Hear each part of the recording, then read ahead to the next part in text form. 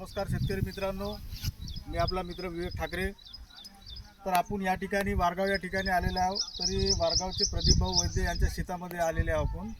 तर यांनी यावर्षी कपाशीची लागवड आपल्या शेतामध्ये केलेली आहे आणि आता आपल्या भागातला जो पावसाचं प्रमाण आहे ते पावसाचं प्रमाण आजपासून कमी झालेलं आहे आणि या पावसाचं प्रमाण कमी झाल्यामुळे या ठिकाणी आपल्याला वेगवेगळ्या किडीचा प्रादुर्भाव या ठिकाणी कपाशीवर आढळून येत आहे।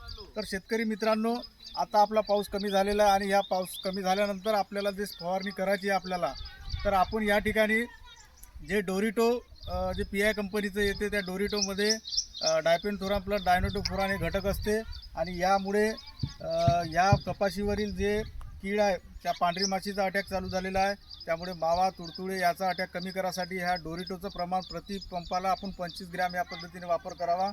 त्याच पद्धतीने कॅप्रिजिंग म्हणून PI कंपनीचे जे ज्या ठिकाणी बोंड झालेले आहे, बोंडाची संख्या 15 ते 20 बोंडाची संख्या झाली आहे त्या ठिकाणी कॅप्रिजिंगचा फवारा करावा।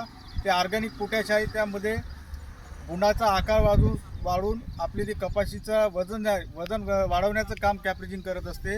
आणि त्याचप्रमाणे पाऊस जास्त झाल्यामुळे पातेगडाचे प्रमाणसुद्धा वाढलेलं शेतामध्ये आढळून येत आहे। तर त्या ठिकाणी बाराक हे औषध आहे।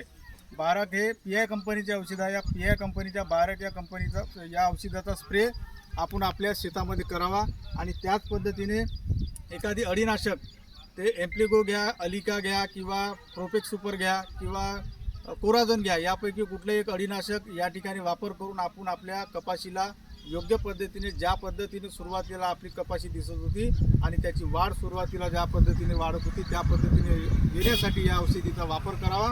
आणि सर्व शेतकऱ्यांना विनंती आहे की हे औषध जे सांगितलेले आहे हे औषध बाजारामध्ये सर्वत्र कृषी क्षेत्रामध्ये उपलब्ध आहे। त्यामुळे सर्वांनी या औषधीचा वापर करून आपल्या शेतामध्ये योग्य पद्धतीने उत्पादन वाढवण्यासाठी प्रयत्न करावा। धन्यवाद।